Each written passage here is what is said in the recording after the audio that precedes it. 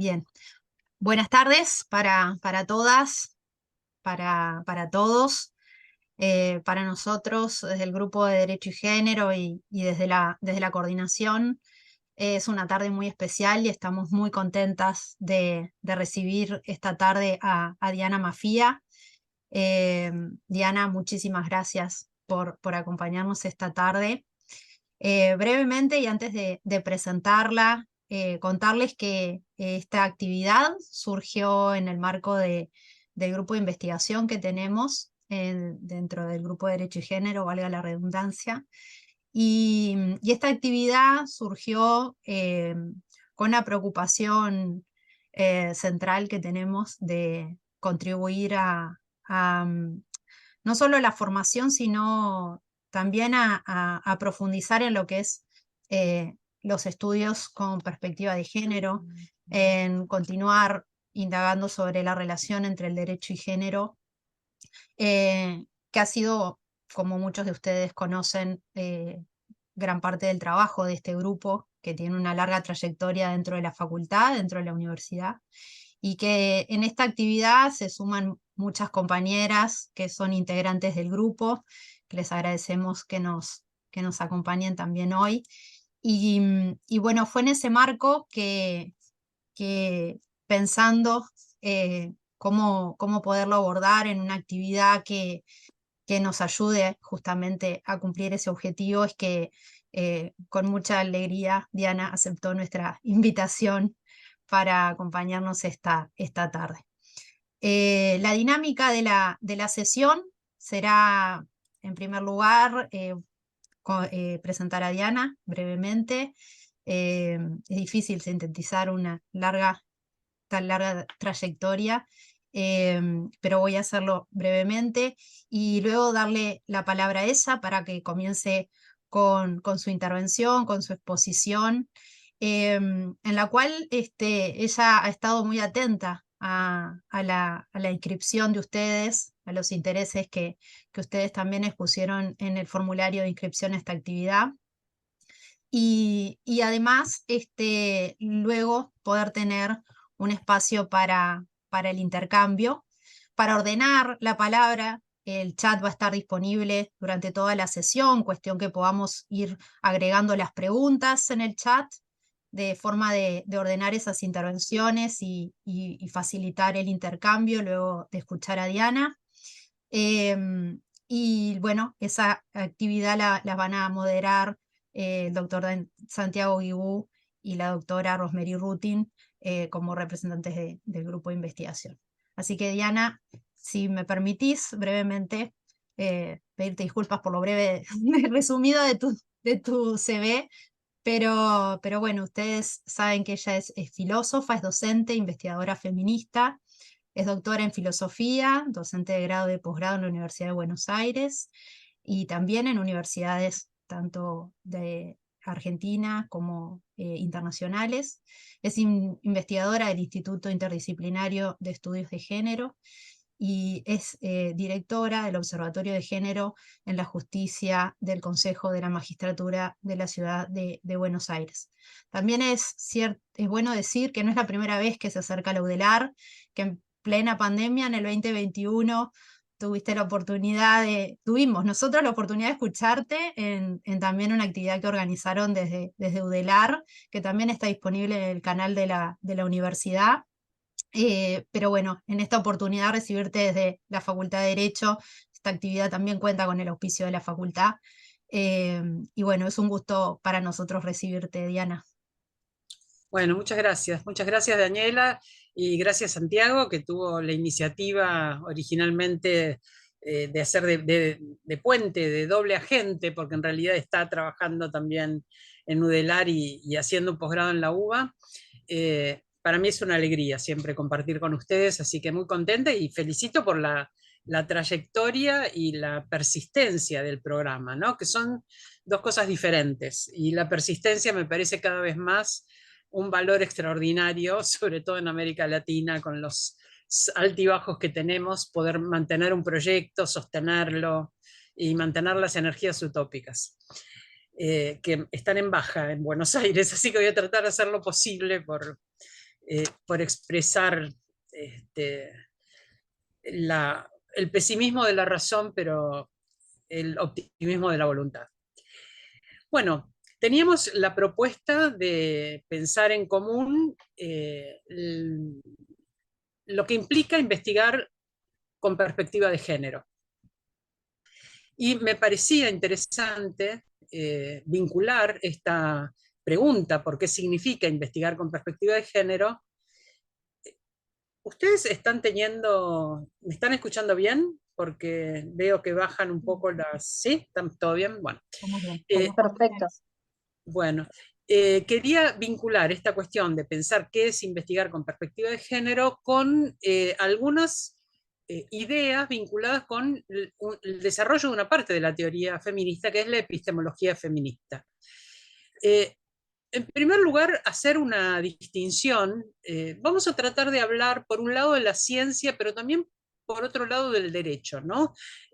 Pensábamos con Santiago hablando hace un ratito acerca de aquello que va desde la ciencia hacia el derecho, lo que va desde el derecho hacia la ciencia, que son dos actividades normativas, que de hecho la idea de ley es una idea tanto del derecho como de la ciencia, y que tiene que ver con esas generalizaciones que nos permiten interpretar cosas individuales de la realidad, interpretarlas y accionar, actuar sobre ellas, ¿no? Hay una distinción de la que quiero partir porque es una distinción relevante y muy antigua en la filosofía de la ciencia, que es la distinción entre ciencia y opinión, lo que los griegos llamaban episteme, la ciencia, el conocimiento racional teórico, y la doxa, la opinión, que es como un conocimiento de menor valor, un conocimiento vulgar. Eh, lo que se llama epistemología es la reflexión filosófica o teórica sobre la ciencia, es una reflexión sobre la episteme.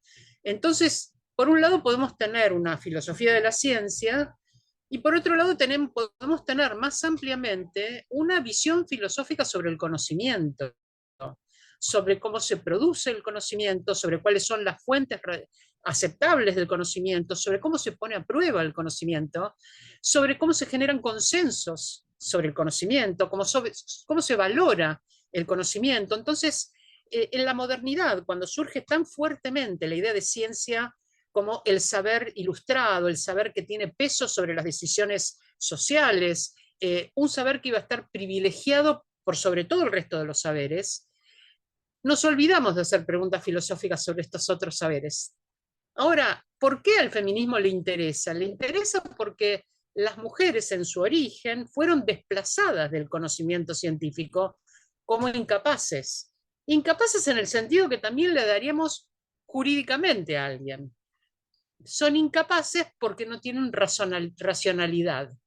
La idea antigua era que el conocimiento filosófico, científico, pero mucho más allá, la jerarquía social, el lugar social que los sujetos iban a ocupar en relaciones de poder, dependía, entre otras cosas, de la capacidad racional. Esa racionalidad, que supuestamente era un rasgo propio del humano, ¿no? Un hombre es un ser, es un animal racional, el hombre es un animal racional, era como una definición bastante clásica.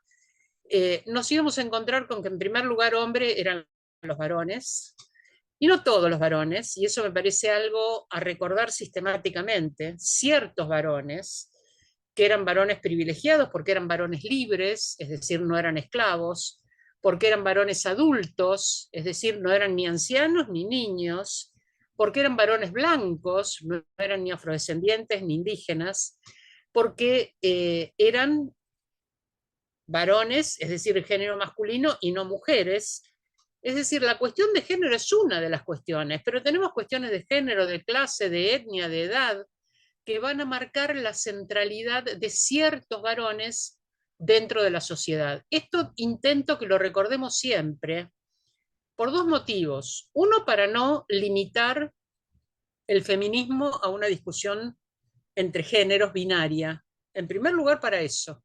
En segundo lugar, y me parece actualmente bastante importante, para pensar nuestras alianzas posibles. Si vamos a tener una postura política como es la postura del feminismo, que no es solamente hacer teóricamente, metodológicamente diferencias de género, que vamos a pensar en qué consiste, ¿no? Una lectura de género, una perspectiva de género. El feminismo es algo más que esa perspectiva de género, es pensar esa perspectiva de género de manera interseccional, es decir, pensar que dentro del género masculino hay múltiples sujetos muy diversos en relaciones de poder, dentro del género femenino hay sujetos muy diversos en relaciones de poder, y más recientemente que no hay una división binaria entre lo femenino y lo masculino, que podría haber muchas maneras de ser no varón y muchas maneras de ser no mujer.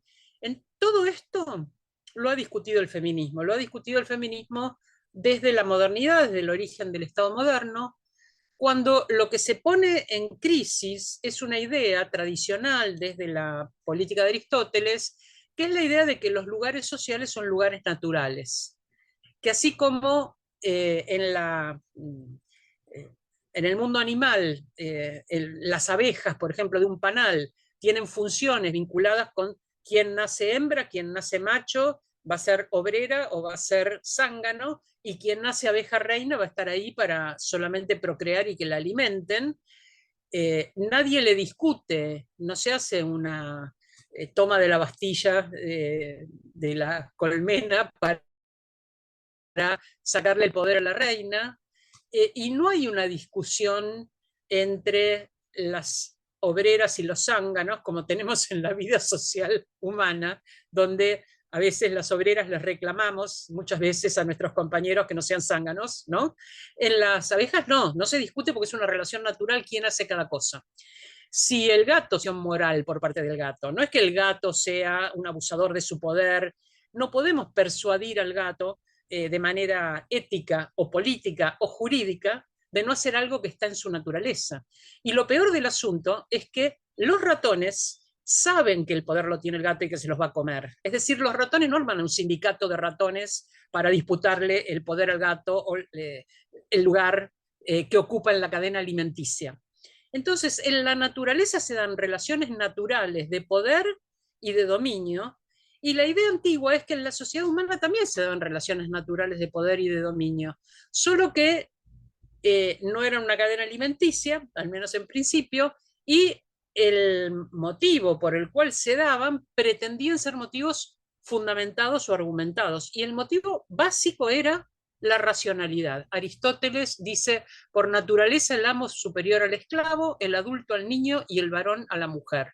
Miren estas tres relaciones de poder. Amo-esclavo, es decir, alguien blanco y rico frente a alguien que es parte de la propiedad de ese amo, varón y adulto, frente a sujetos que son esclavos, porque son pobres y son extranjeros, o son mujeres o son niños. Es decir, que por edad, por clase, por etnia y por sexo ocupan lugares inferiores. Me interesa un aspecto de este vínculo, de esta pretendida naturalización de las relaciones de poder, porque en las posiciones más conservadoras, este concepto de poder naturalizado, basado en la ontología, basado en la metafísica, basado en la naturaleza de las cosas, se sigue sosteniendo. Que las relaciones de dominio o de poder son relaciones naturales es algo que van a encontrar en el pensamiento más conservador en cuanto se rasca un poquito sobre la superficie de argumentaciones de otra índole, ¿no? ¿Qué encontramos en estas relaciones de poder? Encontramos muchos grupos subalternizados por distintos motivos, pero encontramos la posibilidad de que a un mismo sujeto le toque la virtud o la cualidad de ser varón, ser adulto, ser blanco y ser rico. ¿Podría un mismo sujeto concentrar todas estas posibilidades? Casi todos nuestros presidentes concentran estas posibilidades, nuestros empresarios, nuestros economistas, internacionalmente también es así. varones blancos, adultos, ricos, son cualidades de poder que podían estar concentradas en este mismo sujeto. A este sujeto, en la Grecia antigua, se lo llamaba andrós.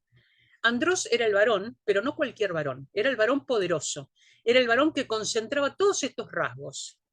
¿Y por qué nos interesa prestarle atención a este tipo de masculinidad poderosa de la antigüedad? Por varios motivos. Uno de los motivos es que ese era el único sujeto capaz de ciudadanía. Si recordamos nuestras primeras lecciones sobre qué es la democracia, la idea de que la democracia era el gobierno del pueblo, que se reunía en la plaza pública, en el ágora, que deliberaban sobre cuáles eran las cosas que les convenía para organizarse como sociedad y que eso que decidían era un mandato. Bueno, quienes estaban en la plaza pública eran solo los ciudadanos, solo los andrós. No estaban los niños porque eran inmaduros, no estaban las mujeres porque eran irracionales, no estaban los esclavos porque para tener tiempo de ocio dedicado a la política, alguien tiene que labrar la tierra, cuidar los animales y hacer esas cosas. Esos eran los esclavos. Entonces había que ser un hombre libre, blanco, rico, adulto, para estar en esa plaza y tomar decisiones. Eso quiere decir que, si bien todos los ciudadanos deliberaban en la plaza pública, no todos los habitantes son ciudadanos. Algo que en nuestras sociedades podemos observar también. Si nosotros definimos en un sentido más moderno, desde la filosofía política, a un ciudadano como un sujeto capaz de ejercer sus derechos, todos sus derechos, lo que vamos a ver es que no todos los que habitamos nuestro país, nuestros países, somos ciudadanos, porque no todos somos capaces de ejercer nuestros derechos. No todos tenemos autonomía sobre nuestros proyectos de vida y sobre el ejercicio de nuestros derechos. Es más, observamos algo que ha ido tomando parte de una progresión en la manera de hacer un análisis, que es que la ciudadanía no es una cualidad de todo o nada, se es o no se es ciudadano. Por ejemplo, los extranjeros no son los que han nacido en el país, Uruguay o Argentina, son ciudadanos, sino que es una cualidad de grado.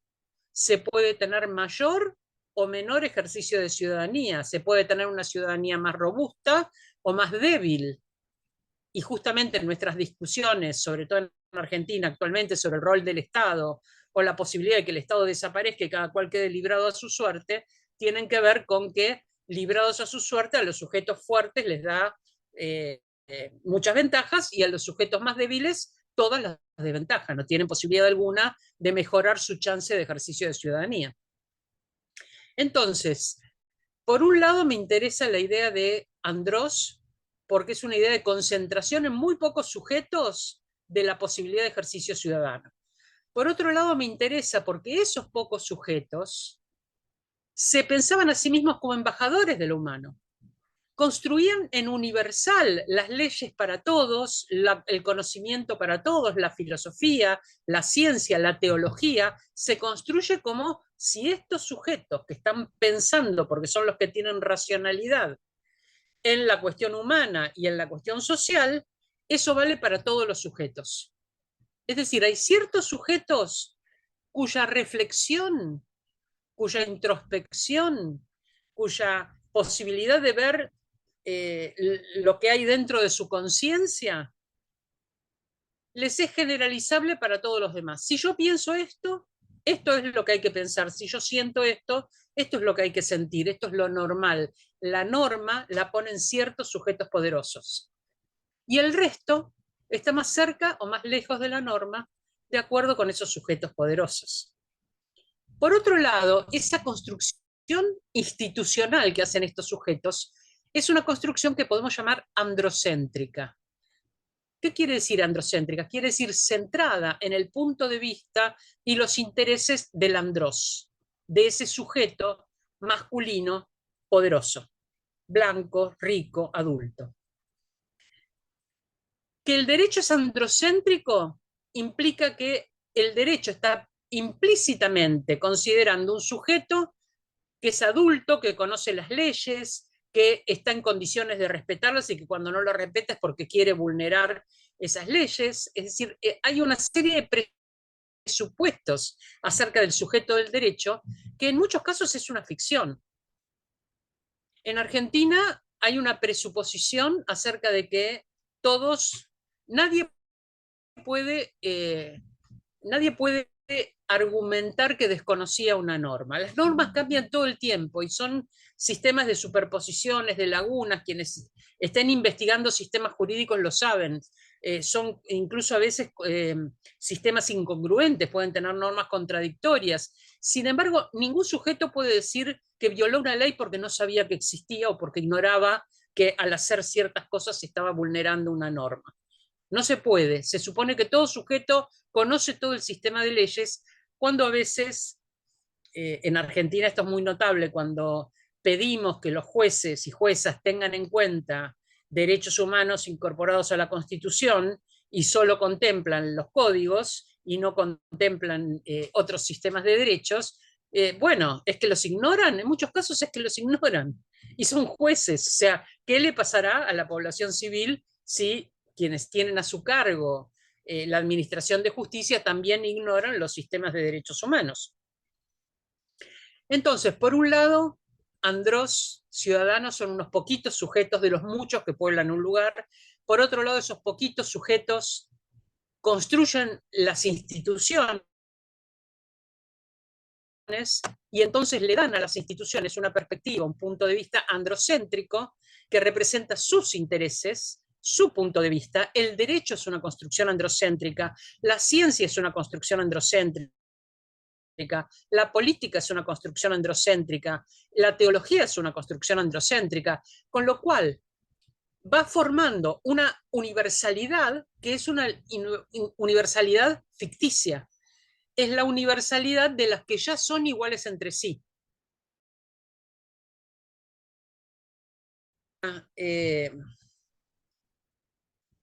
Una norma dentro de la democracia griega que era la isonomía, la misma ley, el mismo nomos. Isos es lo mismo, nomos es ley. La misma ley para todos. ¿Pero por qué había isonomía? Porque todos eran iguales en las condiciones que se requerían para la ciudadanía. Ya eran iguales antes. Entonces ingresan a una institución que les pide ser varones, ser adultos, ser blancos, ser ricos, y una vez que entran, se dice, bueno, ahora las normas valen para todos, pero ¿qué pasa si no es varón? ¿Qué pasa si no es rico? ¿Qué pasa si no es blanco? ¿Qué pasa si no es adulto? Esos sujetos no cuentan en el desarrollo de las instituciones y van quedando fuera. Podríamos decir, esto pasó hace mucho, 2500 años, Aristóteles es del siglo IV antes de Cristo. Puede ser. Podríamos pensar en otro sistema como es el sistema de derechos humanos de la posguerra. Año 48, se hace una Declaración Universal de Derechos Humanos. Esa Declaración Universal de Derechos Humanos dice que todos los hombres son iguales, tienen los mismos derechos, es decir, hay igualdad de los sujetos, no hay jerarquías entre los sujetos. Había precedentemente otro tratado universal que era la Declaración de Derechos del Hombre y del Ciudadano de la Revolución Francesa. Esa Declaración de Derechos Humanos justamente abandona la idea de naturalidad de los lugares sociales, porque dice la Declaración Universal la Declaración de Derechos del Hombre y del Ciudadano, dice en su primer artículo, todos los hombres nacen libres e iguales y tienen los mismos derechos. Fíjense, si decimos esto ahora, todos los hombres nacen libres e iguales y tienen los mismos derechos, parece sentido común. Sin embargo, en el siglo XIX o fines del XVIII era absolutamente revolucionario. Que todos los hombres nacen libres quiere decir que no había esclavitud natural, que era lo que se había sostenido durante 2000 años. Que nacen iguales quiere decir que no hay jerarquías naturales, cuando veníamos de una idea de organización social en función de las jerarquías y las relaciones de mando y obediencia en función de la naturaleza de los sujetos. Bueno, ahora resulta que todos nacemos libres, no hay esclavitud natural, iguales, no hay jerarquías naturales, y tenemos los mismos derechos, o sea, todos tenemos ciudadanía plena. ¿Por qué esa idea del contrato social da este resultado tan extraordinario, que es la Declaración de Derechos del Hombre y del Ciudadano de la Revolución Francesa, y sin embargo persisten las desigualdades? Es muy sencillo. Los teóricos del contrato social argumentaron que solo podían establecer este pacto quienes fueran sujetos racionales, quienes comprendieran en qué consiste un contrato. Cualquiera que tenga un mínimo de experiencia en ejercicio del derecho sabe que un sujeto irracional no puede firmar un contrato, un menor de edad no puede firmar un contrato, una persona con padecimientos mentales no puede firmar un contrato, con discapacidad mental no puede firmar un contrato, porque no tiene las capacidades como para poder comprender qué es eso que está pactando. Entonces el argumento era, las mujeres no, porque son irracionales. ¿Cómo sabemos que son irracionales? Bueno, porque tienen el cráneo más pequeño y el cerebro más liviano. ¿Y quién dice que eso es un rasgo de racionalidad? Lo dice la ciencia. ¿Quiénes conforman la ciencia? ¿Quiénes conforman la comunidad epistémica de la ciencia? Varones europeos, blancos, adultos, ricos, conforman sociedades de ciencia, la Sociedad Real de Londres, la Sociedad de Ciencias de la Academia de Ciencias de París, conforman comunidades epistémicas de las nacientes ciencias experimentales, todos varones blancos, adultos y ricos. Esas comunidades de ciencias dicen como saber universal lo que ellos han construido, que es que si yo tengo acá un varón negro que tiene el cráneo de esta manera y una mujer que tiene el cráneo de esta manera y un varón blanco que lo tiene de esta manera, voy a establecer jerarquías entre ellos. Y voy a decir que estos cráneos y estos cerebros tienen prioridad por sobre estos cráneos y estos cerebros. Entonces no es que estoy estableciendo arbitrariamente una jerarquía, pero estoy diciendo que la ciencia me da argumentos para jerarquizar los sujetos y volver a establecer esas relaciones de segregación que habían operado con otros argumentos previos al contrato social. Entonces, las mujeres no pueden establecer el contrato social porque no son racionales. Los indígenas y los afrodescendientes, ya para ese momento se había establecido la conquista, tampoco, porque tienen un pensamiento que no es abstracto y universal, sino que es un pensamiento mítico, es un pensamiento circular, no tienen objetividad, sino que se identifican con la naturaleza, algo que hoy vinculamos con los pensamientos de pueblos originarios, lo vinculamos con el ambientalismo, lo vinculamos con cierta defensa que se hace desde cosmovisiones más vinculadas con la ecología, en relación con una visión de la técnica destinada a dominar la naturaleza, que era el designio moderno, ¿no? La mente humana dominando la naturaleza y poniéndola al servicio de los intereses humanos. Humanos es una universalización. ¿De quién eran los intereses? Eran los intereses de ciertos sujetos que eran ciudadanos en un Estado, como es el nacimiento del Estado liberal, vinculado al nacimiento de un sistema económico que era el capitalismo. Entonces son esos intereses los que van a establecer qué vínculo establezco con la naturaleza, y ese vínculo opera como un vínculo de distanciamiento, de diferenciación entre sujeto y objeto. Vemos cómo empiezan a entrar las cuestiones epistemológicas. La idea de distanciamiento, de neutralidad valorativa, o sea, en realidad me estoy escapando en la modernidad de una idea de conocimiento fundada en la teología, largamente fundada de manera dogmática en la lectura de la Biblia. El conocimiento era algo que ocurría en los conventos. Entonces la ciencia era algo que ocurría junto con la teología en los conventos. Y el latín, una lengua que no era la lengua del pueblo, en una lengua muerta que en los conventos se manejaban y en las relaciones de poder con esa lengua. Ustedes me dirán, bueno, el latín en el derecho tiene un peso importante. Sí, tiene un peso importante. ¿Por qué no discutimos la cuestión del lenguaje claro en los fallos judiciales? La Corte de Argentina acaba de sacar una resolución en relación con usar lenguaje claro en los fallos, y la resolución no fue unánime y fue muy criticada por muchos motivos, porque ese uso del latín, esas expresiones muchas veces tan oscuras que tiene el derecho en relación con quienes van a ser destinatarios de esos fallos o destinatarias, requiere la intermediación de quienes, de abogados, que van a estar formados en todo ese sistema jurídico de una manera opaca en relación con el conocimiento vulgar, ¿no? Entonces, lo que ocurre en la modernidad es que este conocimiento dogmáticamente derivado de la religión, de la Iglesia Católica y del conocimiento de la Biblia y también de Aristóteles, de Santo Tomás, va a romper esa fidelidad y se va a separar la religión de la ciencia. Y la ciencia va a ser un saber autónomo que va a requerir, fíjense, el conocimiento dogmático tenía la posibilidad de acercarnos a la verdad con el padrinazgo de Dios, o sea, porque las cosas estaban fundadas en ciertas afirmaciones que eran verdaderas porque Dios lo había dicho así. Entonces no había discusión posible. Yo tenía unos primeros axiomas que los daba Dios, así que esos no se ponían en cuestión. Y luego aplicaba la lógica para obtener conclusiones válidas de esos, conclusiones verdaderas de esos razonamientos. Ahora, yo tengo que reemplazar ese ojo omnisciente, que es el ojo de Dios, por algo que me dé alguna seguridad en la producción de conocimiento de una comunidad de seres humanos. ¿Cómo hago para dar esa seguridad?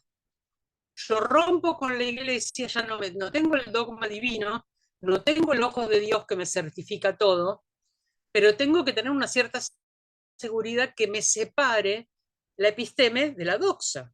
No es cualquier producción de conocimiento la que forma la ciencia, es una producción de conocimiento seleccionada y garantizada.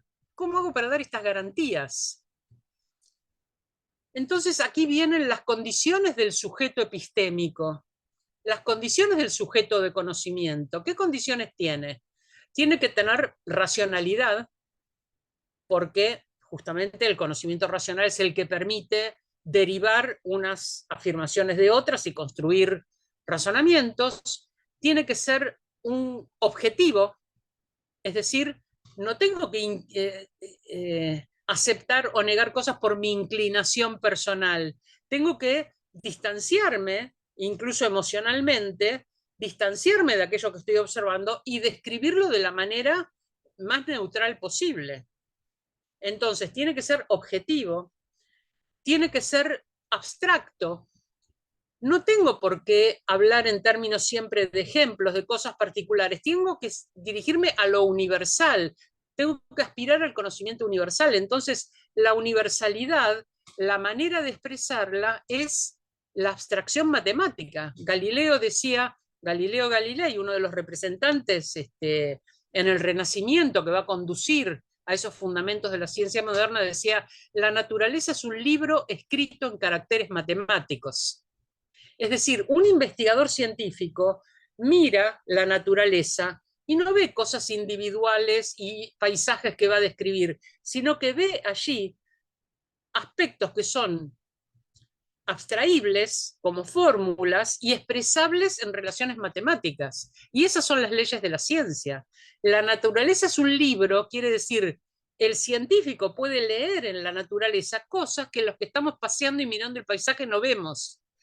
Ellos, los científicos, ven las leyes generales detrás de esos acontecimientos particulares y los expresan en términos matemáticos. La matematización de la naturaleza es parte de la impronta que va a poner la ciencia moderna en relación con ese modo teológico de describir el mundo, un modo dogmático, metafísico, etc. Ay, me encantaría contarles millones de cosas, pero tengo que decirles poquitas. Y es que una de las cosas que va a ocurrir ya entrado el siglo XX es que esa idea de matematización de la naturaleza hacía que se pensara que en cierto modo el mundo matemático, el mundo de la geometría, describía el mundo físico.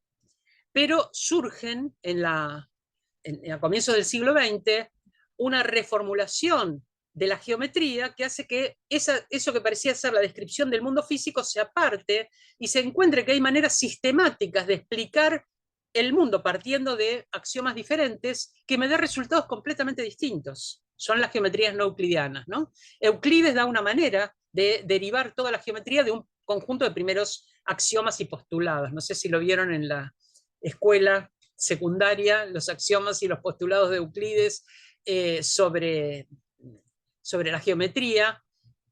Bueno, se pensaba que un triángulo era la forma triangular de algo del mundo, un cuadrado era, un plano era lo que observamos en el mundo.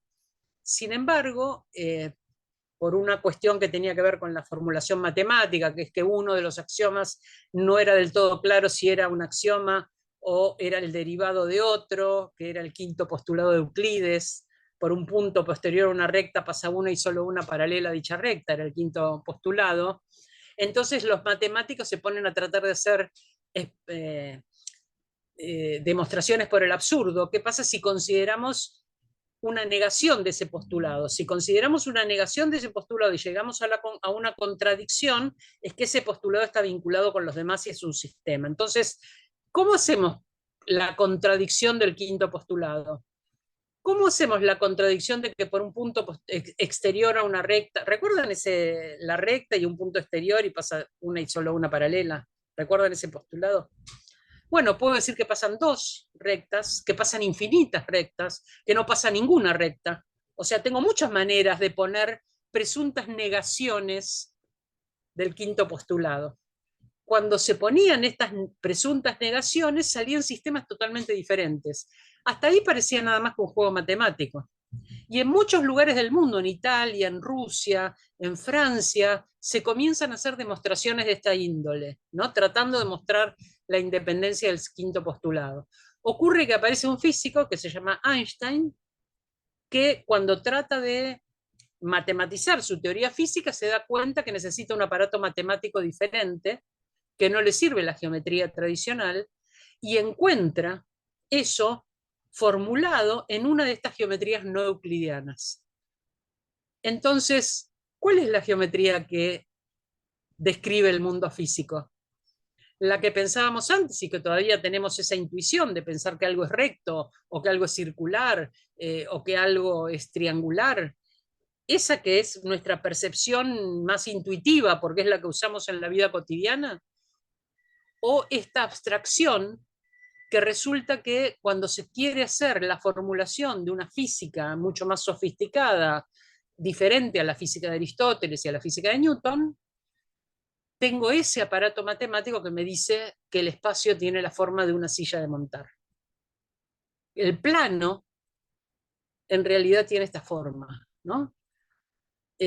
Bueno, esto para decir, empiezan a quebrarse esas intuiciones de que la matemática que subyace a la naturaleza es un aparato determinado y que entonces ese aparato formal me describe el mundo físico. Empiezan a aparecer alternativas.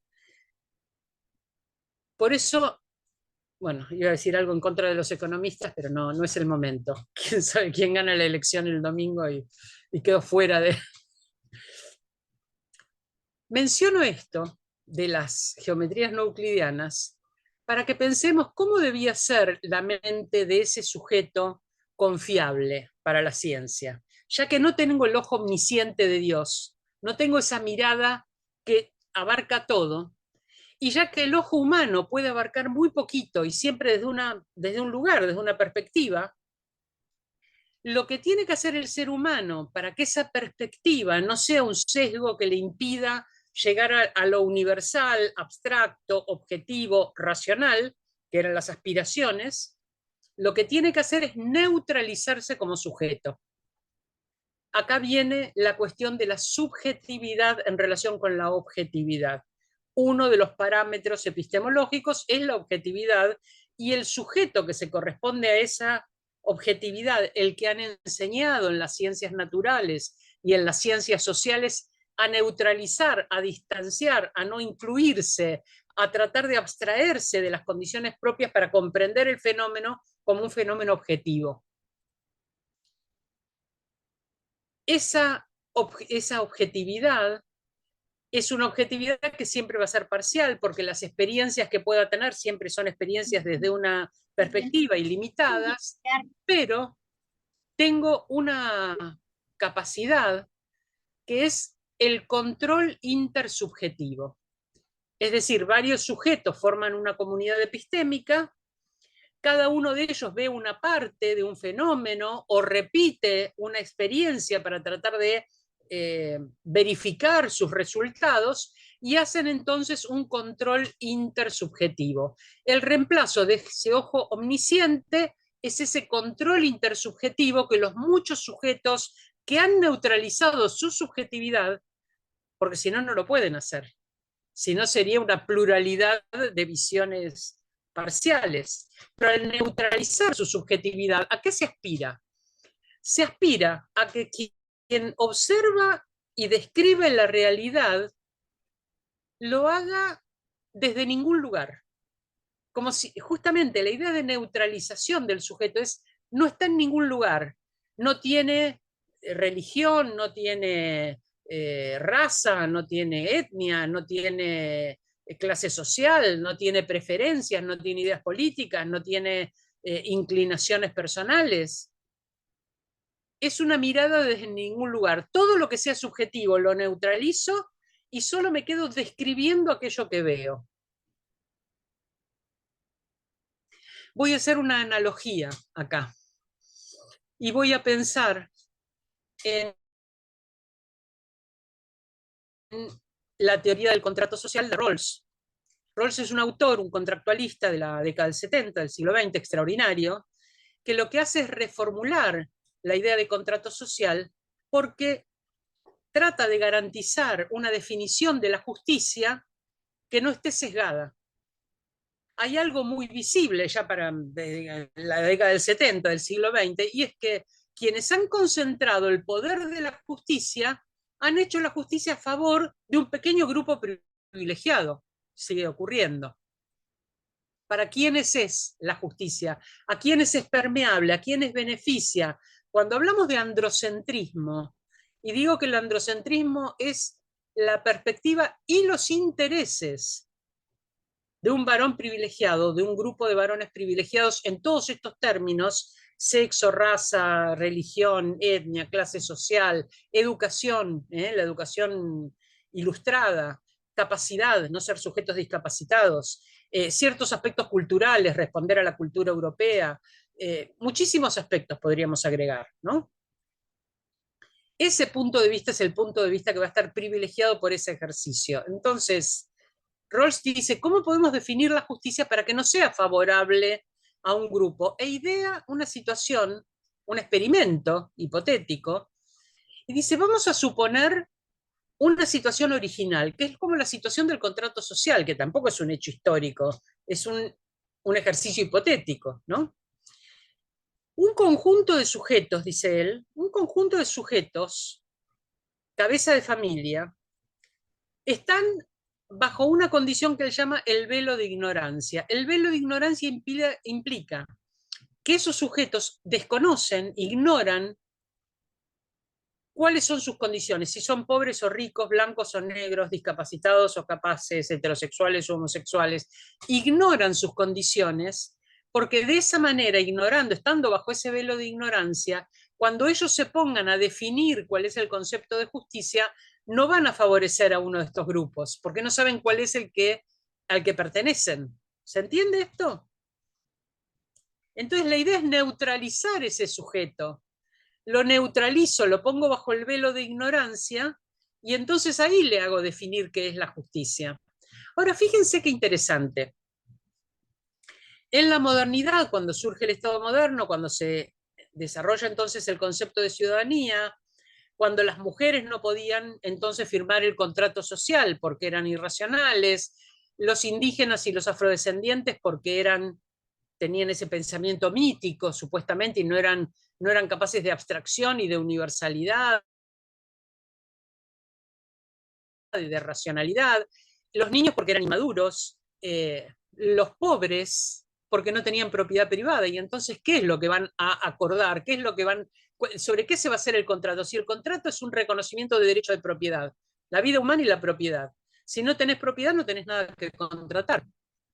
Es como una ciudadanía de consorcio, ¿no? En el consorcio, en las reuniones de consorcio, van los dueños de los departamentos, no van los que viven ahí, los que limpian, los que llevan el diario, la mercadería del supermercado, los que conocen, los que han alquilado, todos esos no van, van los propietarios, porque se van a decidir cosas que tienen que ver con la propiedad. Acá quiero hacer un excursus, y es que el concepto de familia en la antigüedad es un concepto además que viene de fámula, de esclava. La idea de familia venía del concepto de esclavitud. La familia era la convivencia ampliada junto con los esclavos.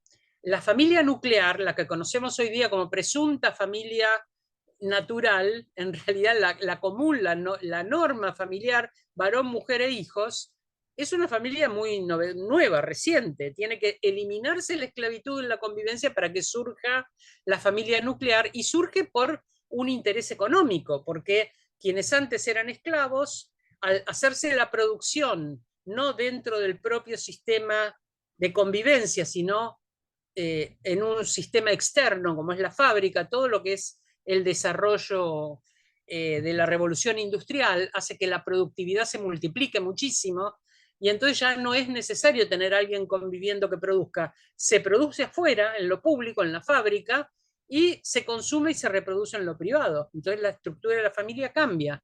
¿Cómo se definía hasta el siglo XVII la familia? Se definía así: la familia es la propiedad del patriarca, la mujer, los hijos, los esclavos y la hacienda. Es decir, había un sujeto, el patriarca, cabeza de familia, que tenía como propiedad patrimonial a su mujer, a sus hijos, a sus esclavos y a su tierra, a sus animales. Todo esto era suyo en un sentido patrimonial. Me interesa esta analogía entre poseer la tierra, poseer los animales, poseer sus riquezas, poseer sus esclavos y poseer a su mujer y a sus hijos, en ese mismo sentido patrimonial, porque ahora no hay esclavos, pero el vínculo muchas veces dentro de la convivencia de muchos varones con su mujer y sus hijos, esta idea de suyo, muchas veces se toma de esta manera patrimonial. Y hay en el fundamento de la violencia dentro de la pareja, de la violencia doméstica, muchas veces está el hecho de que esa mujer se quiere ir, se quiere separar, o tiene otra pareja, o ya no quiere estar con ese señor, y el señor se apropia violentamente de lo que considera que le pertenece. El señor tiene actos de violencia o de abuso, se lo separa de sus hijos y no puede admitir que alguien intervenga, ni siquiera como Estado o como justicia, para enajenarle algo que les pertenece, que son sus hijos en un sentido patrimonial. Entonces hay en esta idea antigua de familia un aspecto de patrimonialidad sobre los sujetos inferiores. Recordemos, el amo superior al esclavo, el adulto al niño y el varón a la mujer. Se termina la esclavitud en la modernidad, por eso la idea de todos los hombres nacen libres, pero en el contexto de la familia, que es el aspecto de la vida privada, de la institucionalidad de la vida privada frente al Estado, que es la institucionalidad de la vida pública, en el contexto de la familia, el varón sigue teniendo poder sobre la mujer y los adultos sobre los niños. Justamente en la modernidad surge el primer feminismo, el llamado feminismo de la primera ola, el feminismo sufragista, el que conocemos casi por los estereotipos, ¿no? De las mujeres vestidas de negro pidiendo el derecho al voto con unos carteles, no siempre pacíficamente, pero exigiendo votar, exigiendo la ciudadanía en la expresión del derecho al voto, y reclamando que en este nuevo modelo de ciudadanía las mujeres han sido expulsadas por su mera condición de mujeres, y que les han reservado el lugar de lo privado frente a lo público como lugar de institucionalidad del Estado y lo privado como la institucionalidad de la familia. Le han reservado el lugar de lo privado con una función doméstica, que es la función reproductiva, tener hijos legítimos. ¿Por qué hijos legítimos? Porque al haber capitalismo hay acumulación de capital y hay herencia. Un problema que había que controlar y vigilar. ¿Cuáles eran los hijos legítimos? Bueno, hay toda una normativa, tanto en Argentina como en Uruguay, que ha cambiado con el tiempo, en relación con cuáles son los hijos legítimos, cuáles no, cuáles son los hijos adulterinos, cuáles son los hijos por fuera de la herencia. Todo esto ha ido cambiando con el tiempo, como una centralización en los derechos de los propios niños y niñas, pero durante mucho tiempo, hijo legítimo o no, era una diferencia enorme. ¿Cómo se asegura a alguien que ese hijo sea legítimo? Encerrando a las mujeres, para que no tuvieran otra oportunidad sexual que no fuera con su marido. Entonces el varón tenía como propiedad una mujer que le aseguraba la legitimidad de los hijos, y él tenía supuestamente en el mundo público una actividad laboral que le aseguraba su rol de proveedor. Es algo que podemos discutir ahora en relación con la distribución de las tareas domésticas. Sabemos que hay una desigual distribución de las tareas domésticas que son asignadas en general a mujeres por motivos de estereotipos de género. Les corresponde a las mujeres hacer ciertas tareas, aunque no sea una cuestión física.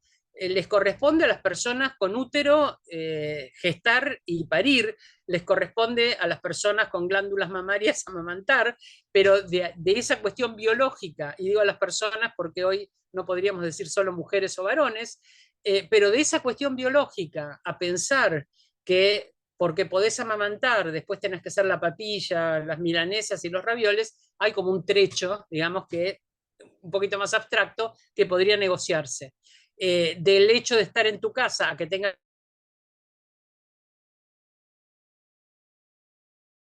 que hacer resolver toda la tarea doméstica, teniéndose esta asignación de las tareas domésticas. En una encuesta muy importante que se hizo en Argentina, viendo cuántas horas usaban varones y mujeres para el trabajo doméstico y viendo que las mujeres casi triplican el tiempo dedicado a trabajo doméstico en relación con los varones, uno de los hallazgos que a mí me pareció más sorprendente es que varones, se hablaba de varones ocupados, desocupados, ocupados a medio tiempo, mujeres ocupadas, desocupadas, ocupadas a medio tiempo.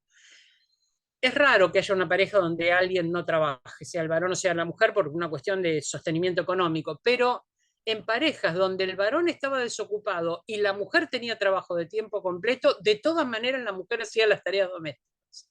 Es decir, el varón no usaba ese tiempo disponible en resolver las cuestiones domésticas, porque tenemos que pensar qué implica esto dentro de la subjetividad de un varón y de los estereotipos de la masculinidad, ¿no?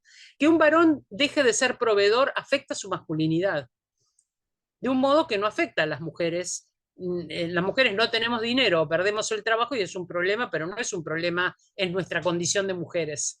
En el caso de los varones está tan ligada la provisión económica a la idea de masculinidad que esto afecta su propia subjetividad como varones, ¿no? Feminiza a un varón que él sea mantenido, y se vive muchas veces de esta manera, por una mujer, o que haya una diferencia de salario importante donde la mujer gana más que el varón. Esto suele generar problemas de otra índole, que hay que comprender en relación con cuáles son los estereotipos que están vigentes. Pero feminiza mucho a los varones tomar tareas que se consideran de mujeres.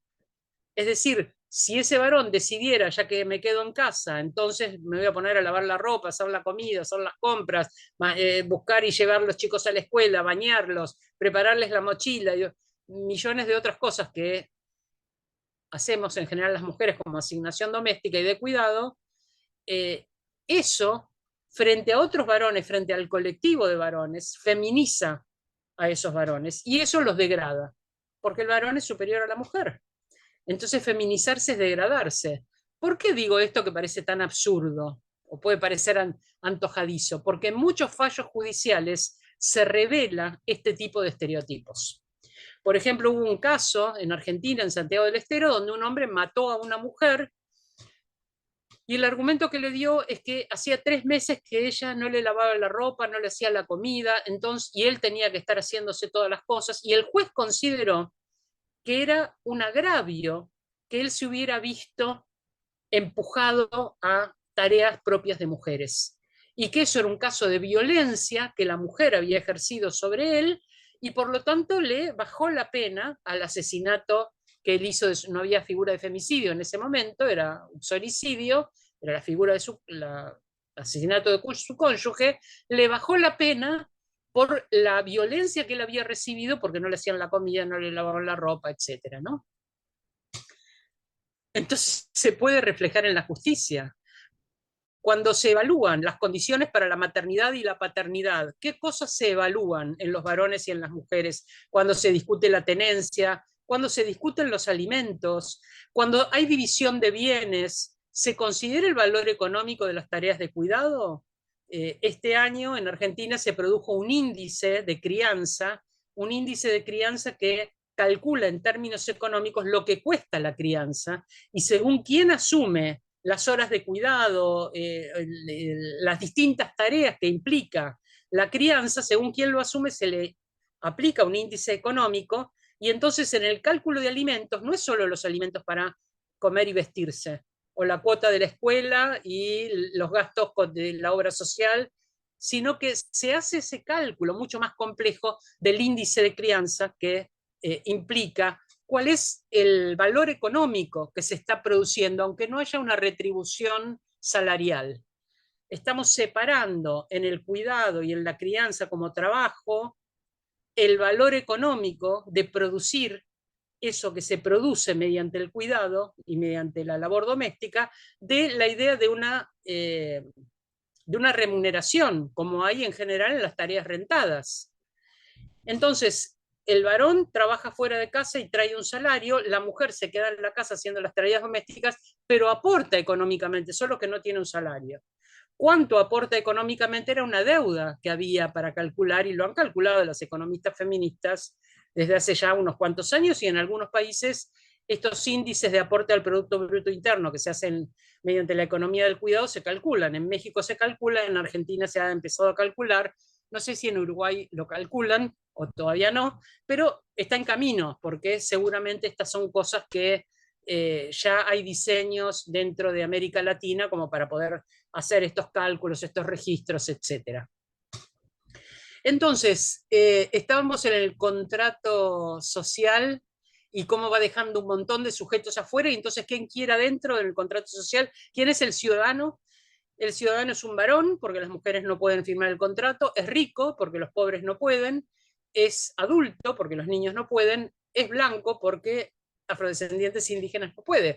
Tuvimos una enorme revolución, que fue la Revolución Francesa, una enorme revolución, que fue la Revolución Industrial, un sistema presuntamente que produce un enorme cambio, que es el origen del Estado moderno, y ¿quién queda como ciudadano? El sujeto androcéntrico. Es decir, que toda esa institucionalidad va a ser una gran construcción, y ahí aparece el derecho también, una gran construcción desde ese punto de vista. Yo dije que en ese androcentrismo se podría observar también en las organizaciones de derechos humanos, cuando surgen las Naciones Unidas, esta idea de los derechos universales, que no había discriminación por raza, por sexo, por edad, etcétera, por nacionalidad, por religión. Resulta que pocos años después se empieza a observar que hay sujetos que no alcanzan a encarnar los derechos, en particular las mujeres. Y aparece la CEDAW, la Convención para la Eliminación de toda forma de discriminación contra las mujeres. Pero como no eran universales los derechos humanos, ¿por qué tengo que recordar que las mujeres también tienen derechos? Y la Convención por los Derechos del Niño. Pero como no eran universales, ¿por qué tengo que recordar que los niños tienen derechos? La Convención para las personas con discapacidad. Pero como no eran universales, tengo que recordar que las personas con discapacidad tienen derechos. Los derechos de los adultos mayores, los estoy leyendo con mucho cuidado, por supuesto, porque ya me cumplí 70 años, tengo que empezar a ilustrarme sobre cómo defender mis derechos cotidianos. Pero ¿cómo? ¿No era que todas las personas tenían derechos? Resulta que los adultos mayores ya, los niños, los adultos mayores, entonces la edad es una referencia que te saca de los derechos. Las mujeres, entonces el sexo es algo que te saca de los derechos. Las personas migrantes, las personas afrodescendientes, personas viviendo con HIV-Sida, empezamos a encontrar que hay que no sale del paradigma presuntamente abstracto, pero androcéntrico de los derechos humanos y del derecho en general. Cuando ese sujeto no es el sujeto androcéntrico, lo tengo que nombrar para que aparezca. Si digo que alguien sufre discriminación por género. ¿Voy a pensar que es un varón heterosexual, cisgénero? ¿Ese sujeto que tiene discriminación por género? No, porque ese es el estereotipo androcéntrico. No, a ese no se lo nombra.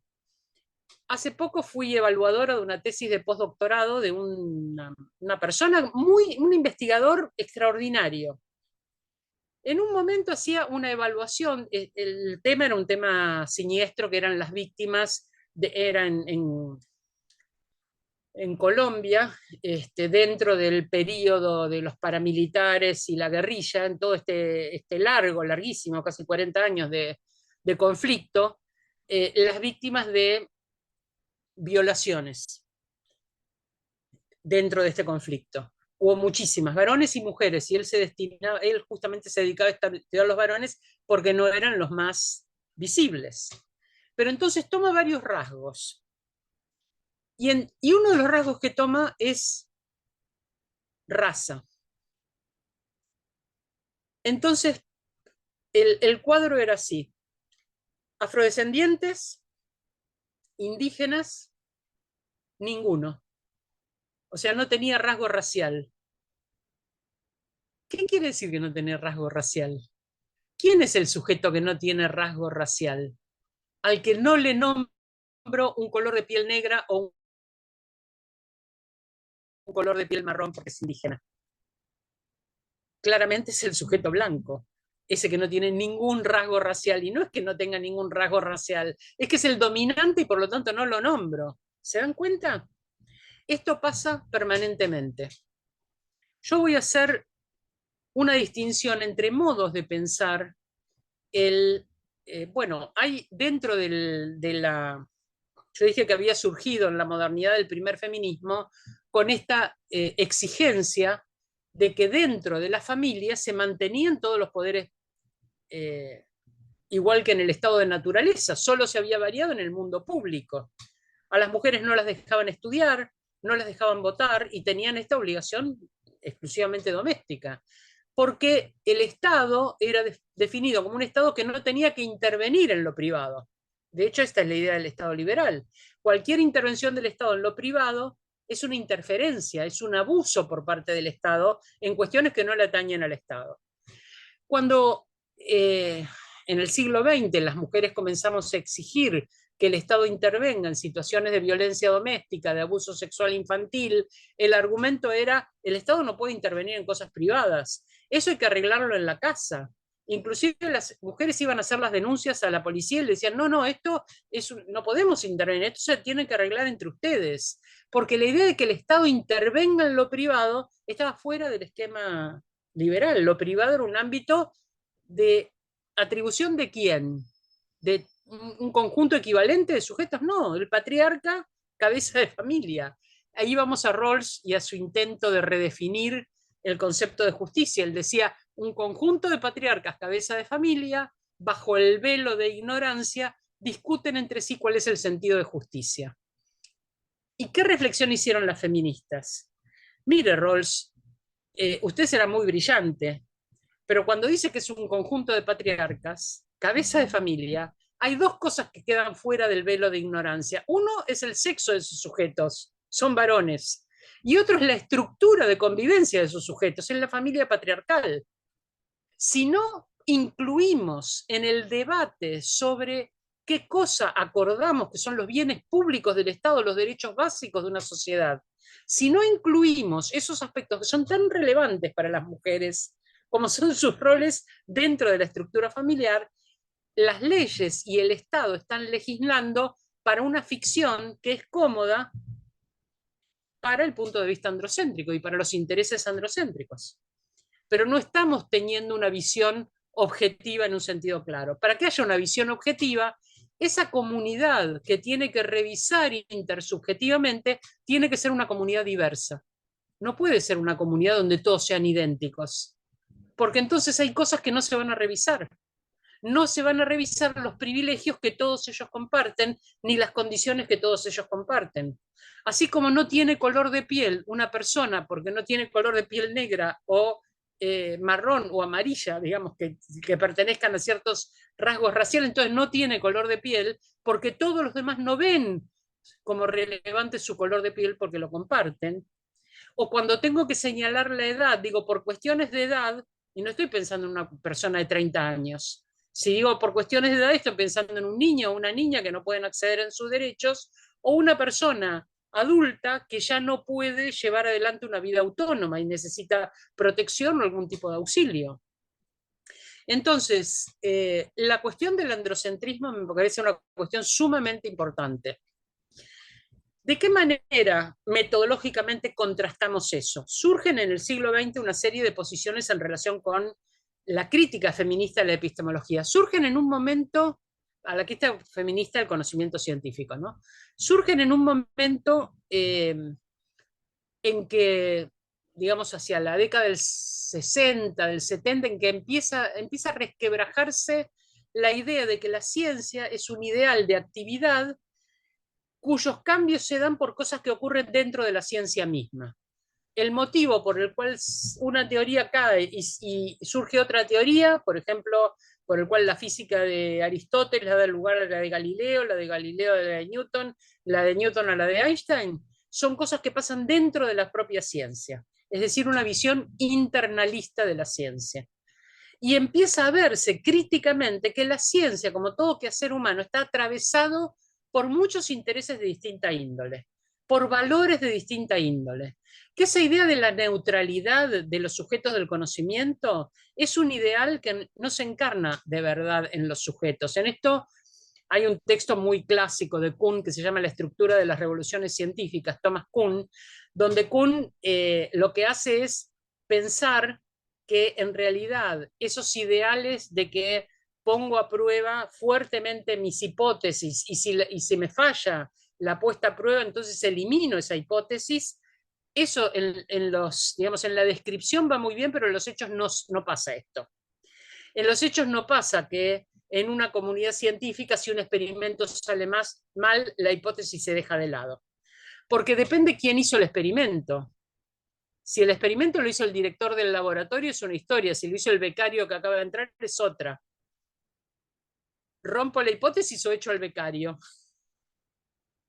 Si la hipótesis que yo estoy llevando adelante me ha dado muchísimo prestigio porque es una visión novedosa y tengo un buen financiamiento externo y esto salió mal, no digamos nada todavía, vamos a darle otra oportunidad. Es decir, hay montones de intereses, algunos de tipo económico, muchos de tipo económico, pensemos en los laboratorios y en la pandemia, ¿no? Alcanza como visión de cuál puede ser la concentración y el interés económico en la producción de determinado tipo de resultados científicos, pero también cuestiones más humanas, de intereses políticos, de prestigio personal, de competencias, de lugares en los estratos del poder administrativo de la ciencia, etc. Cuando nos encontramos en la UDELAR hace 2 o 3 años, parte de lo que veíamos era la violencia institucional de las propias instituciones académicas, científicas, etc. Esto también opera, de qué manera esas relaciones de poder se pueden tornar expulsivas, violentas, sobre todo con las mujeres, ¿no? Diana, Entonces, sí, quizás advertirte que estamos en las 7:20. La idea era bueno, finalizar 7:30. Digo, por si querés ir redondeando. En sí, el chat quiero, no tenemos preguntas, pero capaz que vos redondeás y... sí, porque me había ordenado una exposición, pero después con lo que charlamos un ratito antes pensé en hacer otra cosa. Bien. Solamente quiero, quiero decir algo que me parece muy relevante, y es que cómo, de qué manera contrarrestamos este, eh, esta posición androcéntrica de los saberes, de la propia institucionalidad, de la ciencia, del derecho, de qué manera contrarrestamos esta concentración que, insisto, no es solamente una cuestión de poder, de ejercicio de poder, sino que una mujer que entra a una institución muy masculinizada, por ejemplo, una jueza, va a juzgar de acuerdo con lo que aprendió en la universidad, con ciertos paradigmas de aprendizaje y va a aplicar la ley de la manera en que lo aprendió, que es una manera androcéntrica. Androcéntrico no quiere decir propio de varones, no es un problema de hormonas lo que estamos discutiendo. Es un problema de construcción política, de construcción de ideas, de teoría, de construcción ideológica. ¿Cómo lo contrarrestamos? lo contrarrestamos proponiendo una visión interseccional. No solo una visión de género, la visión, una cosa que me gustaría quizás, que podría ser útil diferenciar, es qué diferencia hay entre una perspectiva de género y una perspectiva feminista. En una perspectiva de género nos vamos a ocupar de la desigualdad entre varones y mujeres, vamos a procurar intervenir de manera con políticas públicas, pero también con unas intervenciones específicas para promover la equidad de género y tener en cuenta siempre esas desigualdades materiales y simbólicas entre varones y mujeres. Entonces, una perspectiva de género va a analizar el impacto diferencial por género, el protagonismo de mujeres y varones, va a analizar que aquellas cosas que afectan a mujeres y a varones, esas personas, esas cuestiones que los afectan, permitan que esas personas intervengan en la construcción de esas medidas. Por ejemplo, en el caso del derecho, si se va a aplicar una penalidad en un cierto tipo de delito, bueno, prestar atención a cuáles son las formas de reparación que la víctima necesita y desea. No presuponer que el derecho, que en general lo que da es o cárcel o plata, con alguna de estas dos soluciones hemos resuelto el conflicto de una víctima de un delito. A veces la víctima necesita que quien cometió el delito reconozca su falta en público.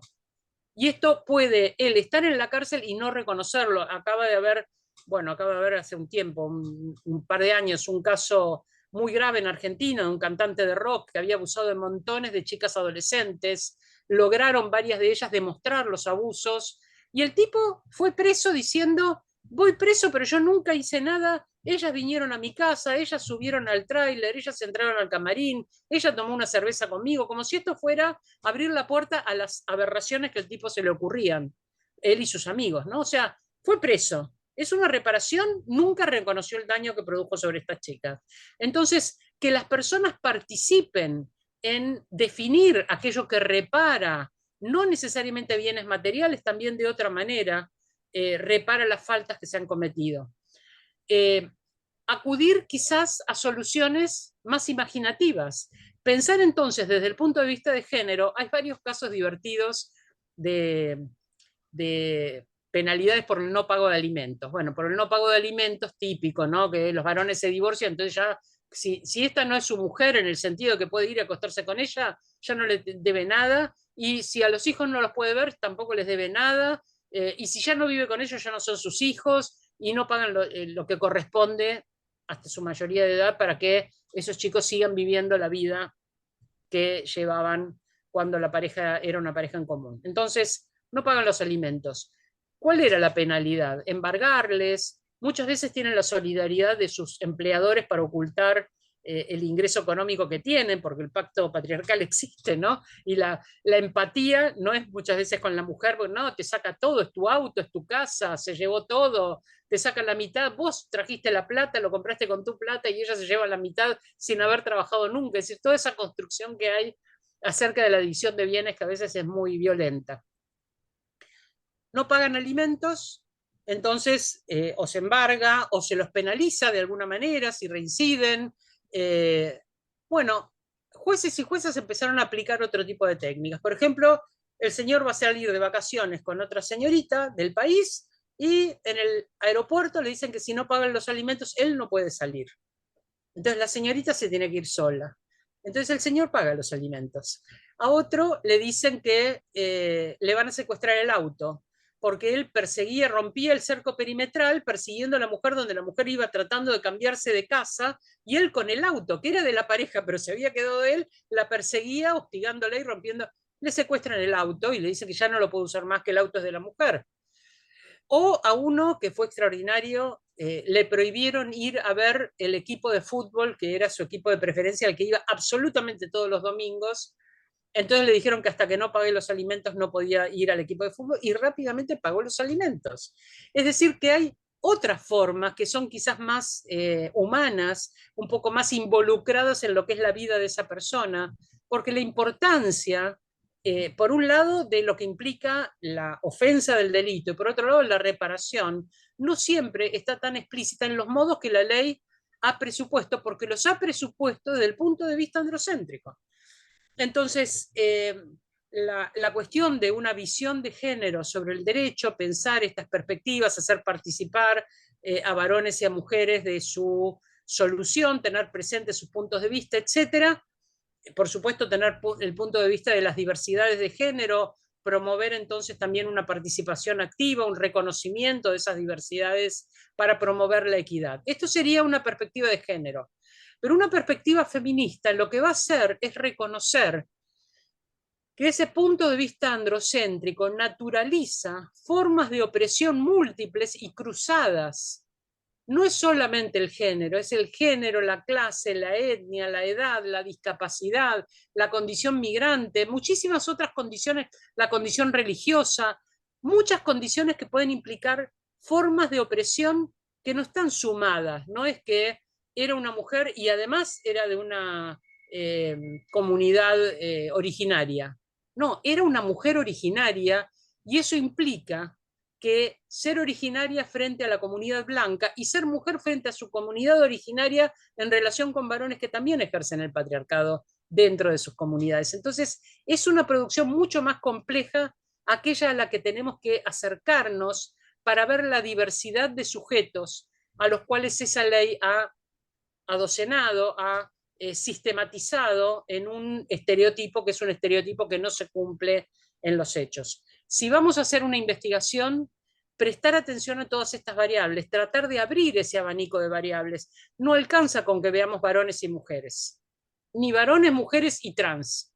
No alcanza, tenemos que ver de qué manera cada una de estas identidades está atravesada por muchas otras diversidades.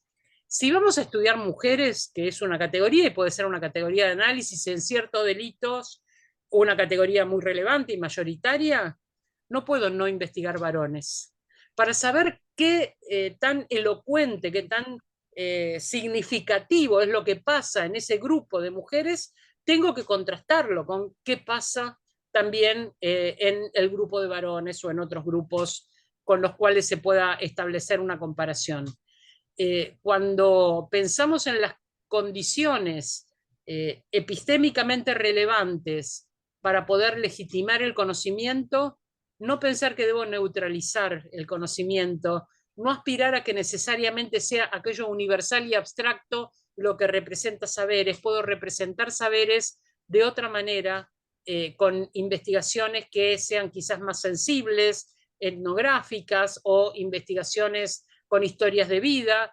Lo que ocurre es que muchas veces sistematizar este tipo de materiales resulta más complicado, pero hay todo un avance metodológico sobre formas de sistematización de investigaciones cualitativas para llevar adelante y entonces mostrar cosas que en una investigación general quedan inadvertidas y que no es justo que queden inadvertidas porque no solo el conocimiento universal y abstracto es relevante, el conocimiento particular, sensible, los aspectos emocionales, los aspectos subjetivos también son relevantes y también hay todo un trabajo de recuperación del valor epistémico de las emociones, el valor epistémico de las metáforas. Hay muchísima crítica epistemológica feminista que puede venir a auxiliarnos para poder ampliar entonces, no solamente que además de varones haya mujeres investigando, o que además de mirar varones miremos mujeres. Esto es algo muy básico y que quizás en algunos lados todavía hace falta. Pensemos que hay grandes generalizaciones que se han hecho observando solamente varones y luego se aplica a mujeres y a varones y cuando las mujeres no encajan, el problema es de las mujeres, no de la ley que hicieron observando solo varones. Todavía encontramos este tipo de problemas, pero creo que marchamos y que lo que interesa, por lo que estuve viendo en lo que ustedes habían dicho, era pensar aspectos más sensibles, más ligados a cómo acercarse a los objetos de investigación, a cómo intercambiar conocimientos, a cómo producir legitimidad en saberes que no son los saberes convencionales y habituales dentro de la vida académica.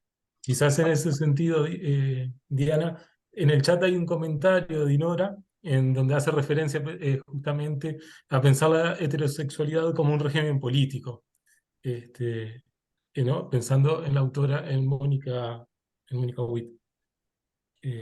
A ver, ¿cómo? No entendí la pregunta. ¿Cómo es, Claro, Santiago? no es una pregunta, es un comentario, un aporte. Ah, Precisamente en ese sentido, pensar la heterosexualidad como un sistema, un régimen político, sí, ¿no? claro, por supuesto. Claro, es así. Donde hay relaciones de poder, esa relación es política. Sí. Entonces, cuando decimos lo personal es político, un eslogan feminista, estamos diciendo algo que está dentro incluso de la intimidad, está atravesado de relaciones de poder. Entonces, no podemos decir que no es político porque está atravesado y legitimado por relaciones de poder. Por ejemplo, las relaciones entre varones y mujeres en la intimidad están atravesadas por relaciones de poder y las podemos cambiar desde la intimidad y producir un efecto político. Varones y mujeres podemos acordar otra manera de relacionarlos, de relacionarnos y otra manera de convivir. Y entonces tenemos un efecto político también, ¿no?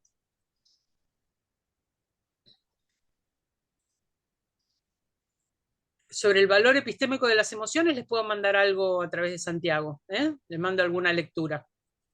Hay un artículo de Danila Suárez Tomé que retoma un artículo, un viejo artículo mío, pero ella lo hace mejor. Como Mm. todo, como toda gente más joven en relación con sus profes. Lo busco y te lo mando, Santiago, ¿eh? Bien.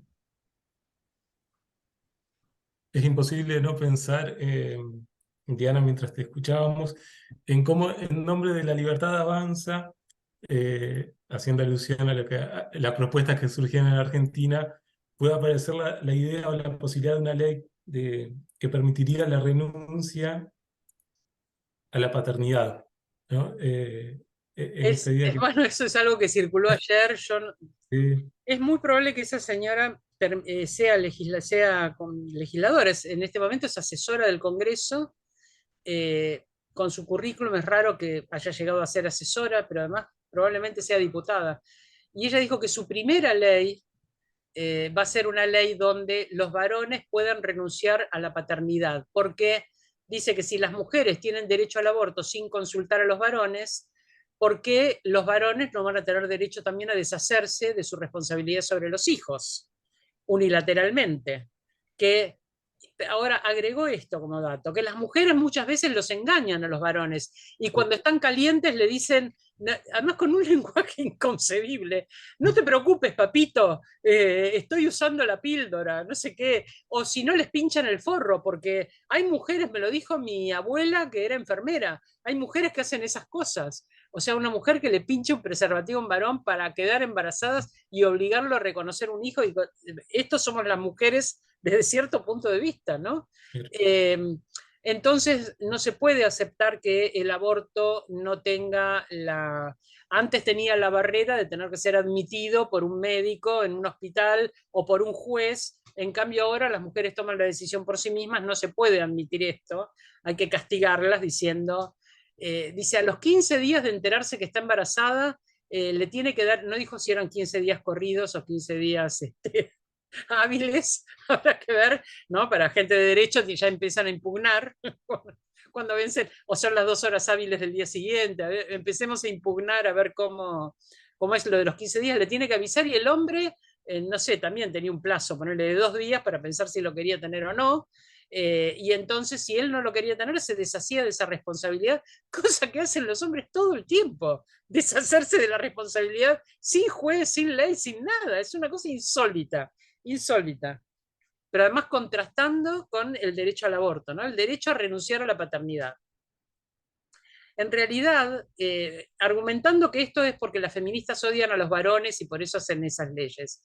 Y en realidad, un logro que habíamos tenido hace muy poco desde el feminismo era ampliar las licencias para los varones, ampliarlas pensando que muchos varones aspiran a compartir la crianza y no pueden porque la licencia es de 2 días. Y es totalmente injusto que un varón tenga una licencia tan restringida en relación con una mujer solo porque la mujer es gestante, y a veces ni siquiera es la mujer gestante, a veces es la esposa de la mujer gestante, o una mujer no gestante porque han adoptado o porque han hecho gestación subrogada. Bueno, son casos, los casos de familia en este momento son súper interesantes, sin esta ley que espero que no sea finalmente aprobada, ¿no?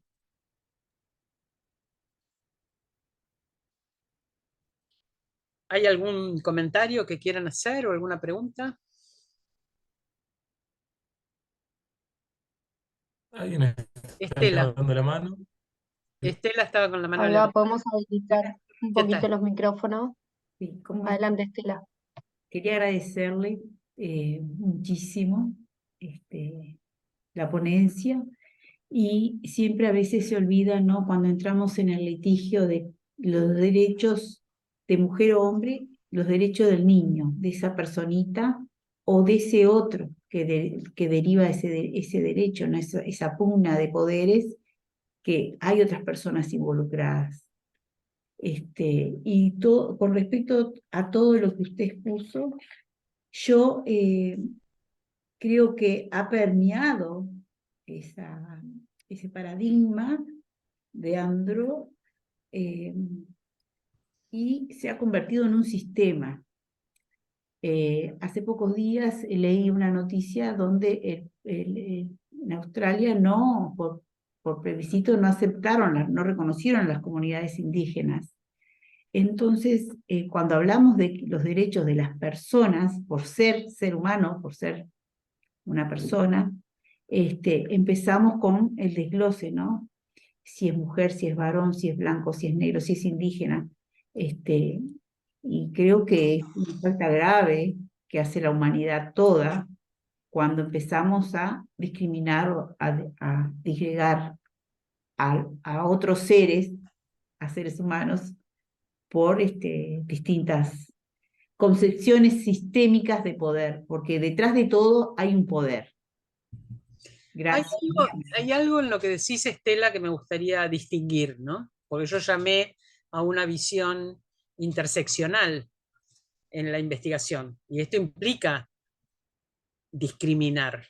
Discriminar tiene dos aspectos. Un aspecto positivo, que es hacer distinciones. Discrimino el color de piel, discrimino la edad. Discriminar en el sentido de establecer distinciones. Hay un aspecto negativo que implica que una vez que encuentro una diferencia, la jerarquizo. Y eso es algo que en el pensamiento moderno iba todo el tiempo de manera automática. Si algo es diferente, es inferior, porque quien establecía la diferencia era ese sujeto dominante. Entonces, si voy a hablar de la raza, si es una raza distinta, es inferior. Si es un sexo distinto, es inferior. Si es un género distinto, es inferior. Si es una capacidad distinta, es inferior. Una cosa es distinguir las diferencias y otra cosa es jerarquizar las diferencias en inferiores y superiores. Entonces, lo que tendríamos que evitar es esta jerarquización de las diferencias, pero no registrarlas. Porque si no las registramos, siempre estamos pensando en un sujeto que no es el sujeto real. Y si yo no tomo en cuenta la diferencia, a ese sujeto real le pueden estar pasando cosas que no toman en cuenta, teniendo desventajas que no toman en cuenta, teniendo percepciones del mundo que no estoy tomando en cuenta. Entonces, gracias, porque el tema de edad me parece efectivamente que es un tema poco frecuente. Con los derechos de la infancia, bueno, en Argentina se legisló la autonomía progresiva de niños, niñas y adolescentes. No sé si en Uruguay la tienen ya legislada, nosotros la tenemos en el Código Civil. Eso implica que un niño o una niña no es que tiene que esperar la mayoría de edad para opinar sobre las cosas que los afectan, sino que a medida que va teniendo más capacidad de discernimiento, va pudiendo participar en las cosas que los afectan y debe ser escuchado siempre. Entonces, ese testimonio no es un testimonio que la justicia pueda pasar por alto. Siempre que hay un niño, una niña involucrados, tiene que haber un testimonio escuchado sensiblemente y según la edad que tenga y según la capacidad que tenga, considerar esa autonomía progresiva para tomar decisiones por sí en las cosas que lo afectan, ¿no? Así que gracias por tu intervención. Muchas agradecidas somos todos nosotros. Muchas gracias. Natalia. Sí, bueno, felicitar por la exposición, que tuvo un nivel muy alto. Y ahí nada más plantear seguramente el tiempo no va a dar para desarrollar todas las ideas y los comentarios y todo lo que despierta tu exposición, Diana, pero creo que no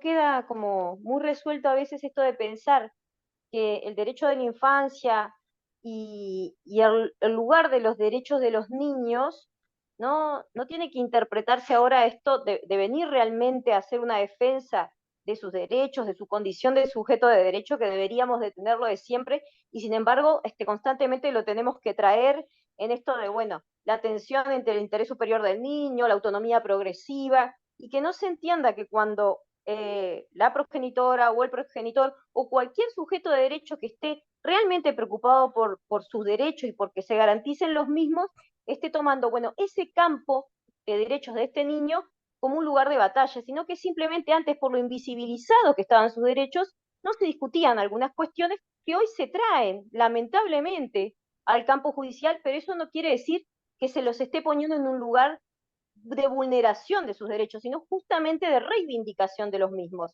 Y para eso, esto que vos traes, Diana, de que yo creo que hay que explicitar los estereotipos, las discriminaciones, las diferencias, para que justamente se pueda buscar, bueno, ese equilibrio, porque evidentemente fuera del campo del derecho no fue posible, porque si no, no tendríamos un niño en la esfera judicial. Da para mucho más esto, entonces no me quiero extender, pero no quería dejar de mencionar esto, porque a veces, sobre todo en los colectivos que tenemos en resistencia, lo que es la perspectiva de género y la perspectiva de las generaciones, vienen con este campo, bueno, ahora judicializamos toda la infancia como eso fuera malo. No, es que antes justamente no se les veía como sujeto de derecho, no se les contemplaba, no se les escuchaba, y ahora sí, lamentablemente, a veces hay que judicializar la situación para que se garanticen los derechos de las niñas, los niños y los adolescentes. Nada más, bueno, muchas gracias por tu exposición. No, gracias a vos, Natalia. Creo que tenés razón en todo lo que dijiste.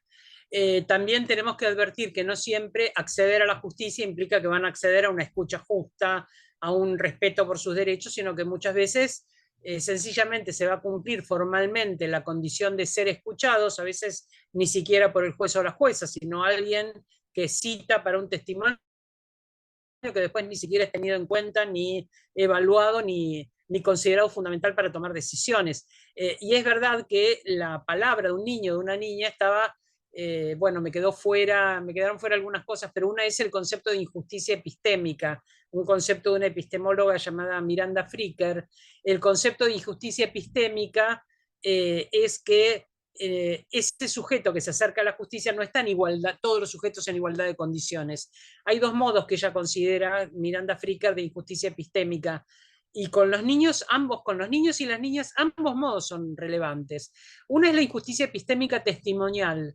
El testimonio de ciertos sujetos vale menos que el testimonio de otros. Entonces, si una persona adulta relata un hecho y un niño o una niña relatan un hecho, van a decir, bueno, es un chico, es una chica, no se puede confiar mucho en su palabra, no tiene todavía muchos recursos para expresar, por ahí se confundió, está fantaseando, todo lo que hace relativizar el testimonio de un niño o una niña, que cuando son situaciones de abuso, por ejemplo, de violencia, es muy serio.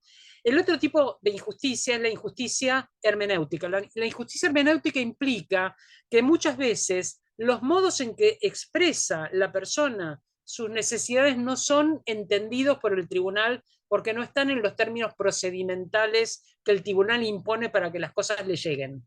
O bien que la persona no puede comprender qué es lo que el tribunal le exige como condición para establecer ese puente con la justicia, porque son sistemas de comprensión diferentes. Por ejemplo, si hay un niño o una niña muy pequeños en una situación de abuso, ese niño o esa niña a lo mejor no puede relatar verbalmente la situación de abuso, en los términos en que un tribunal lo tomaría en cuenta como prueba.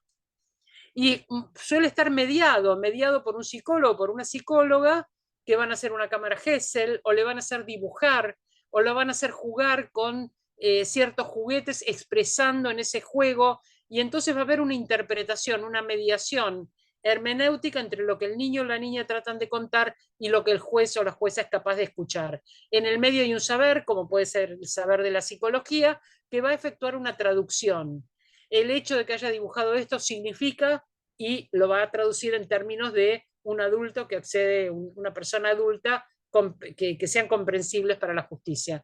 Entonces, y hay otros, por supuesto, comunidades originarias que tratan de expresar una demanda. En Argentina estamos viviendo muy fuertemente el reclamo por la tierra, por la propiedad de la tierra, pero el sentido de propiedad que tiene una persona de una comunidad mapuche no es el sentido de propiedad que tiene Benetton, que tiene un papel que dice que es dueño de media Patagonia.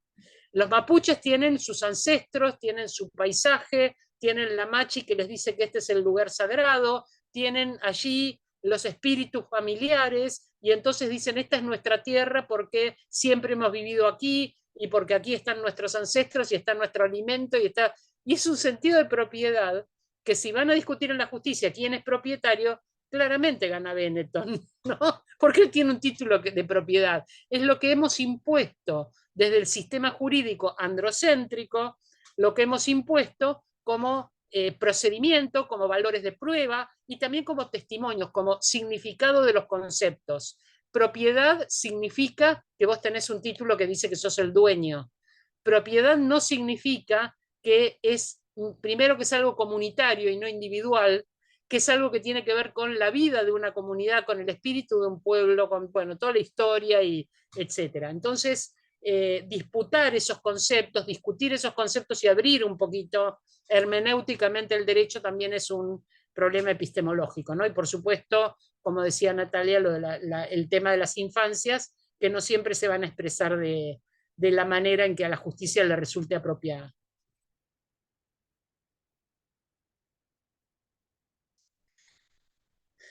¿Nos vamos a tomar una cerveza? ¿Qué les parece? Buenísimo. Diana, comparto contigo acá el chat. Dinora, en esto de la reflexión, nos plantea que en base a las investigaciones posibles, desde un lugar más de la reparación, de la justicia más imaginativa, la figura de querellante para, en algunos casos de situaciones de abuso, de denunciantes de delitos sexuales, cómo imaginar esa participación, ¿no? En la justicia, en el sistema de justicia, y cómo allí el lugar de la víctima, que tenga otro rol, me parece más Sí, activo. efectivamente. Yo creo que tiene que haber un rol activo a tomar en cuenta por parte de la justicia, que esa idea de una justicia penal que encarcele y una justicia civil que pone multas es escasa, es insuficiente y que a veces no repara. El concepto de reparación creo que es un concepto que tenemos que discutir colectivamente, ¿eh? ¿Qué cosa significa reparar un daño?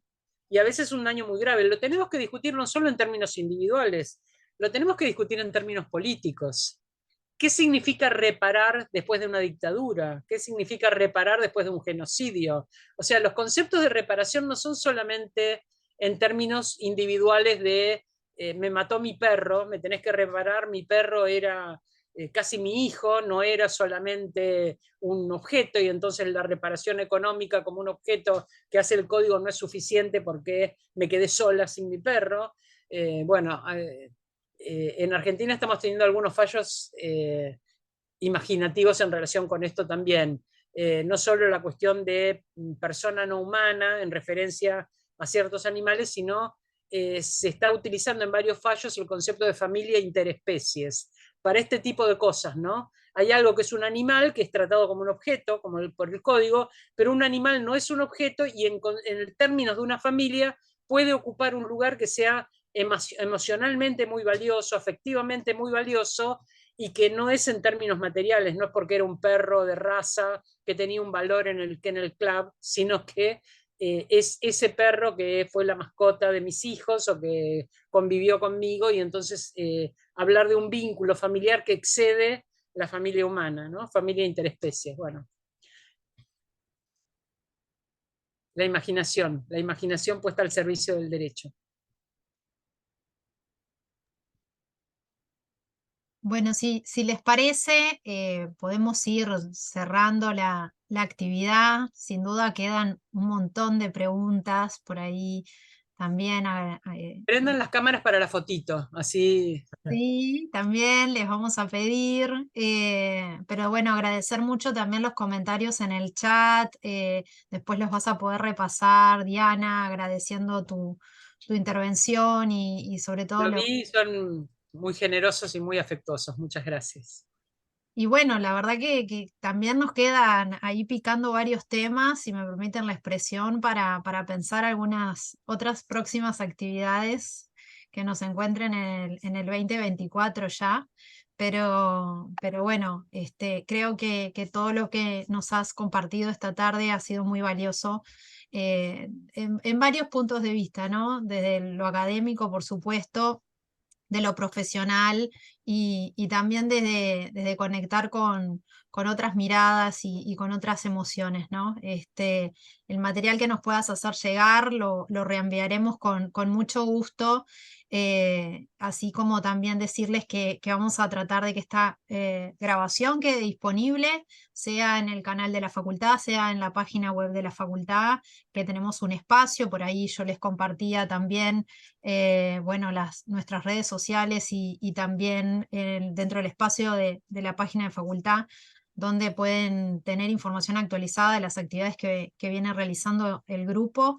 Y bueno, para cerrar, agradecerles a todos, a todas, a todos los que nos han acompañado esta tarde, en representación del grupo de investigación, a Santiago y a Rosemary que nos acompañó, también en nombre de la coordinación a la doctora Rosina Rossi, que también estuvimos en la organización.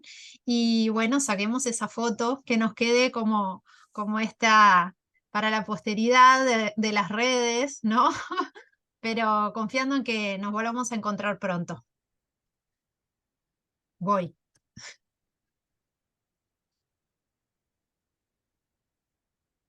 Muchísimas gracias a todos los que se han sumado esta tarde.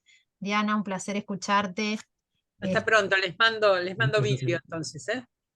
Muchísimas gracias. Gracias, Diana. De contacto. Gracias, Daniela, Santiago, Gracias. Eri, gracias.